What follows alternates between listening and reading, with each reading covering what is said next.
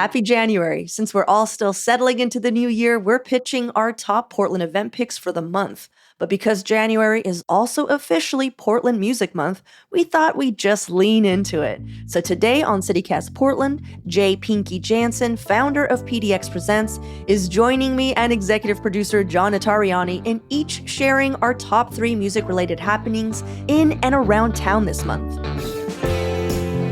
It's Tuesday, January 2nd. I'm Claudia Meza, and this is what Portland's talking about. Could you explain what Portland Music Month is to someone who's just like, what is that? Is that a thing? Yeah, totally. So Portland Music Month is run by Music Portland, which is a nonprofit organization focused on the local music community, from the venues to the artists themselves. They work on government advocacy, anything from ordinances to incentives for people to stay in and focus on the arts. Portland Music Month is an annual event that allows the community to come together for the specific cause of raising money for the Echo Fund, which supports recording projects and tours and events. Throughout the month, there are certain venues and shows that are designated an official Portland Music Month event, and a portion of those ticket sales go to the Echo Fund, which are then distributed to the local artist community. What I love about Portland Music Month is that it was also started with the intent of just getting people out of their houses, since January is like one of our rainiest and coldest months, and I kind of love that. Like, that's such a civically minded intention. We should have more. Like, more people should be thinking about things for us to do in January. I could not agree more. And for the record, I'm just a fellow artist and fan here in the community. I'm not officially representing Portland Music Month, but I'm very happy to support them with my dollars and my eyeballs and my ears. And totally agree. I think we could use something like this in February too. But if last year's turnout is any indication, I think they really have succeeded in the mission to get people out in January when they might not otherwise have had that same energy for it. Right. Well, Pinky, do you want to start us off with a cool music event? I sure do. So kicking things off is the kickoff event. So the festivities officially begin on January 3rd. So Jay Graves is kind of the headliner of that, fabulous local artist. The event is happening at Holocene, and showtime is 8:30 p.m., and I highly recommend it. Also on that bill is Bridal Veil, which is one of Willamette Week's Artists of the Year last year, and another band called Sit Pretty. And I would go out to see any or all 3 of those bands individually, even if not on this special occasion. Nice. I feel like Bridal Veil is like super, from what I remember hearing, a little bit on the 90s side. Yeah. I like that. Yeah, super smooth, easy to listen to. And all 3 of these bands will draw a good crowd too. So it's always fun when people are kind of there to be part of a scene. It's like just fun to see a band that a lot of other people are excited to see at the same time. Nice. And also the Holocene, perfect venue too. Yeah. Yeah. Totally. All right. Well, John, what about you? The first thing that I'm excited about is coming up on January 12th with the delightfully charming name Hippie Death Cult. They are awesome. They're a local group. They're a trio.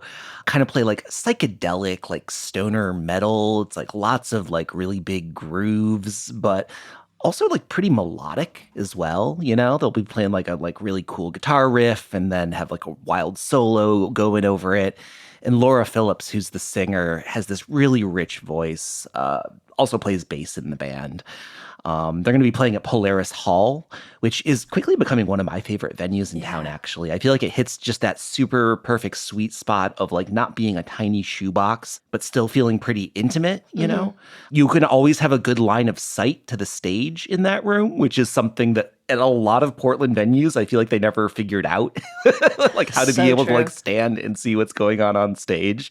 And they're just like a super fun live band. I just wanted to say real quick that that whole line of sight thing, that's been just haunting me, following me since I was a kid because I'm so little. I'm like 5'3". And that is, I'm not even joking, that is a big reason I started playing music, was because I wanted to see. So you could see? bands. What is it about Portland though? There's so many rooms. don't Like know. Holocene, love Holocene to death. Like you're always like jammed up against a wall or a pillar or something. I mean, the late Doug Fir, another great venue, but like just designed in a way that's so strange that it's hard to be able to I see what's going know. on stage. Oh my God. But don't have that problem at Polaris Hall, thankfully. Cool. Yeah, that's a really cool venue. I've always wanted to go see that band too. It just has such a great name, Hippie Death Cult. Well, Yeah, they rip. Finky's like, "Rrrr." So my suggestion is actually happening tonight. It's a little controversial, but at the Bossa Nova Ballroom, which is a pretty cool space, a really huge space, Black Flag is playing. Well, this iteration of Black Flag, which of course has Greg, the guitarist. Explain the controversy, Oh, okay. Claudia. You guys. Oh my God. I love punk gossip, so I'm so excited that we're all talking about it. So here's the deal. Black Flag, just fundamental punk rock band from Southern California. Famously kind of launched Henry Rollins' career. And Greg is just kind of known for being, and I mean this with like, I've also been leaders of bands, a huge dick. Just kind of a dick. That's not the controversy. That's just considered a fact. But the thing that he did is he did not pay anyone. Like they were eating, but nobody was making more money. And he had his record label and he would just take all the money. So he's that's his ethos. That's his punk ethos. It's kind of funny because it's like DIY, but he's like, do it for myself. Yeah, but I can't imagine that he was like, like buying Benzes with it either. No. I'm sure It that all it was went just back. like such a shoestring operation that there just was no money. Huge But, respect for Greg. And drugs, I hope. Yeah. I mean, No, he was famously kind of like just not that guy, but is he kind of more straight edge? yeah, I mean, why wouldn't he be? Think about it. So a huge respect for him though, but he basically is just like, I own the name Black Flag. I will continue to tour with Black Flag. Everybody else who's been in the band, screw you. But I looked at the YouTube videos, guys, because I was like, what does this sound like? It sounds like Black Flag. That's what it's like. I was like, that is the I song. got that going for him. And then at a certain point, that's what matters, right? Exactly. It's going to Yeah. be so much fun. I'm going to try to make it. I know it's going to be insane. Everyone's just going to be singing. I'm like, you're probably not even going to be able to hear whoever's singing because everyone's just going to be Yeah. singing along. Everybody knows these songs. Sorry, that was like a really, did I explain the controversy well enough there? Oh, yeah. Okay. Yeah, got it. Huge. That's so sad. He's totally fine. These are like people who were in a punk band with him. I don't know. Well, what about you, Pinky? Do you have another one? I do it. So I also have another controversial one, but for a different reason. It's on the same night as the Hippie Death Cult show at Polaris. So if you're the type that likes to work the whole scene on a good night, this would be a good suggestion. If you're just looking for something a little more chill, on January 12th, starting at 6 p.m. at the McMinimans Crystal Ballroom, the Portland Folk Festival gets started. And there's, like 7 artists on that bill. So we've got Thunderstorm, Artists, Rainbow Girls, Goodnight, Texas, the Talbot Brothers, Brad Parsons, the Parnells, Liz and Pete, and Haley Lynn. And that is a stacked lineup. That's the first of 3 nights, all at the same venue, all part of Portland Folk Festival. You can get a ticket for all 3, or you can just buy individual tickets, but that's going to be a good scene and a great time. I feel like the person who's torn between those 2 shows is probably someone who'd be really fun to hang out with. It's like, do I want to do Hippie Death Cult or the Folk Festival? Like, which way am I leaning tonight? Yes. Well, the Folk Festival gets started a little early at 6, so you could presumably start there, get yourself warmed up, and then head over to Polaris. But That sounds like a good night. sometimes we gotta pick our favorite, child or whatever the expression is. The middle one. Sorry. Someone's got to pick them. John, what about you? The next one that I'm interested in is towards the end of the month, January 27th, back at Holocene. And I want to talk about Audion, which is a pseudonym of Matthew Deere. Matthew Deere is sort of like a DJ and a musician. He started doing like minimal techno type stuff in the early aughts. And in recent years, he's had this kind of like croony, almost like David Bowie-esque electronic music persona. But he's also got all these different names for all of his projects. And Audion is the one that is closest to like real minimal Detroit techno, just like skronky, like beats, oscillating sounds, really minimal, like kind of distorted. So much dance music today is like kind of lean and slinky and like fashionable. And this is just sort of like just distorted and muscular. Claudia, I'm going to earn us our explicit rating right now. One of the big songs on his like debut album as Audion was called Just Fucking. And that's not even like the most obscene song title on that record. There's some that I'm not even going to say out loud. And it just, it's electronic music that if you've spent any time like going out to like electronic shows and know that feeling when like it's really late and like everything's a little bit woozy and like feels like I'm not sure if this is okay right now. That's sort of like what Audion makes me feel. It's like it's really fun. It's got like a lot of energy to it. And I think it would just be really, really great live. That's coming up January 27th at Holocene. That's cool. Yeah, I've heard of Matthew Deere pretty much my entire life, I feel.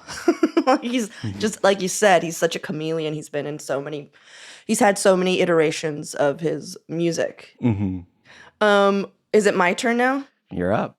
The thing that I was going to talk about, it's this, I don't know, have you guys heard of Fear No Music? It's part of a series called Demystifying New Music, and new music being like modern classical.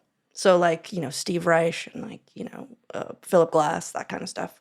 But they're doing this series. It's going to be at the Elliott Chapel at Reed College, which is a really nice space.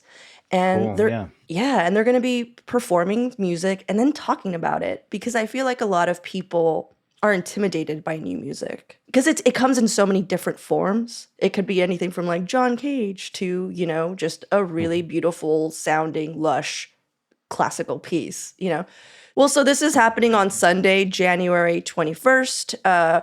I think it's going to be a really chill, like if you've been curious about, avant-garde music or, any of that, I feel like this is going to be a wonderful space to learn about it and also hear it. And Fear No Music has been doing this. They started off basically just as these musicians that are like, no one's playing this, we want to play this. And now they're almost like an advocacy group for new music. And they're also just like, hey, the hard part is finding people to play your music. So they've been offering their playing services to new composers, which I think is pretty cool. So if you ever see a Fear No Music show, know that it's going to be absolutely new music from a new composer, and it's going to be awesome. That sounds so great. I haven't seen like this concert series in particular, but I've seen other like new music, modern composition stuff, and it's just such an exciting way to see new music, to go into a space and just really know that you don't really have a frame of reference for what you're about to hear. And I think that that's like really different than the way that we often go to concerts. We often go see like musicians we already know and are familiar with the songs, but to sort of open yourself up to going and listening in a space where you're like, I have no idea what's coming. And like, I might not even understand it initially. Yeah. I don't understand people that don't show up for the opening acts for a headliner that they know that they love. Yeah. Like they've been selected by that band in many cases. And maybe they suck, but maybe you get to be the cool kid that saw them before they blew up, I always show up for the openers just for those exact reasons, John. It's like, you don't know what to expect. You don't have any existing expectations. You're just going to hear something new, and maybe you love it, maybe you don't, but now you know. Okay, well, let's take a quick break here, and when we come back, let's talk through a few more shows coming up this month.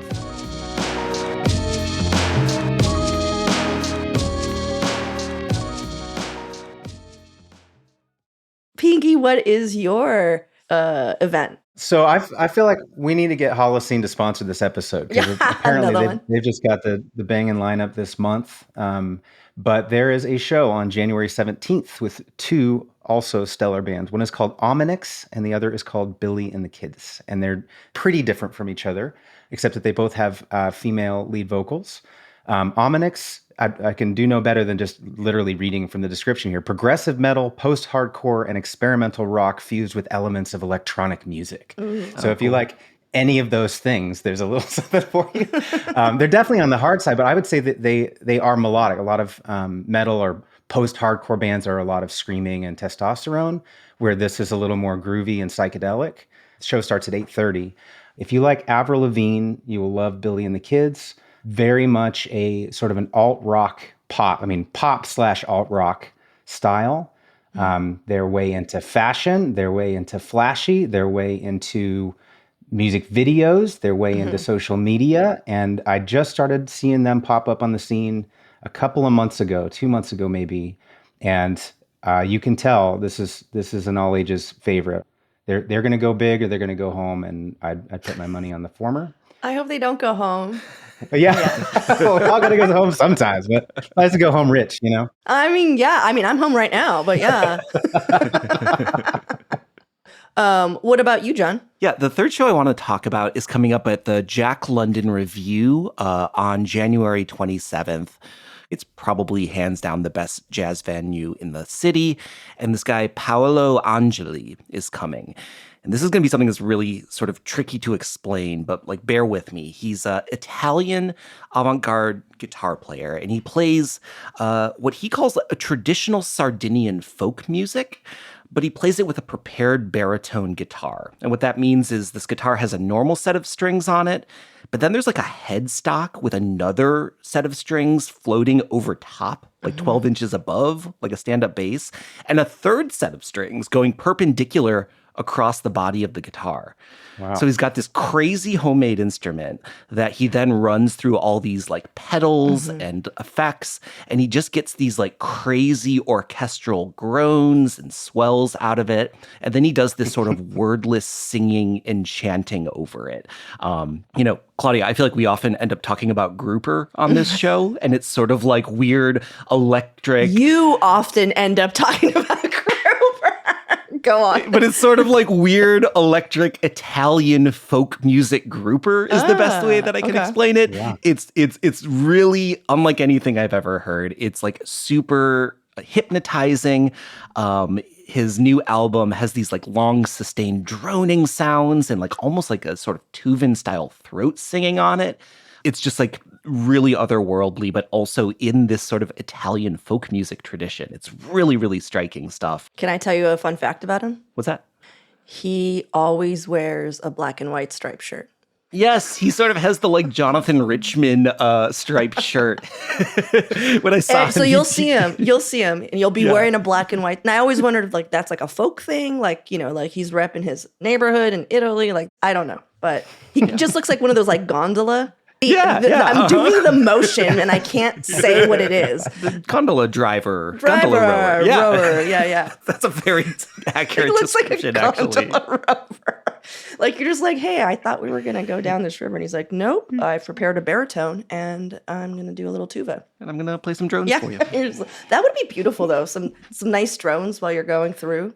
Beautiful. Well, last time you were on, Pinky, you mentioned like a site or app that would show you all the shows happening in Portland. Yeah, it's called nearhere.app. So I'll have to spell it for you. NEARHEAR.app instead of like .com. That is locally owned and operated. It's a real-time list of just about every show and every club, including audio streaming links. And I reference that personally year-round. Awesome. And what about your own site, pdxpresents.com? PDX Presents, yeah. This is just basically a photo project. It's an archival project and a fun way to stay involved in the scene. Basically, it's meant to create FOMO. It's only stuff that already happened. And it's worked for me, Pinky. I will say, I've seen videos of stuff and been like, oh, that looks really cool. I got to do that. Yeah, but I only focus on Portland-based artists playing in Portland. So that's the criteria. And the hope is that if you find something interesting that has been covered, that you'll make that extra effort next time to get out and just helping to build the scene that way. Nice. Well, guys, thanks so much for hanging out, bringing in your picks. Pinky, as always, pleasure to have you. Well, thank you again for having me. It's really a fun way to start the morning for sure.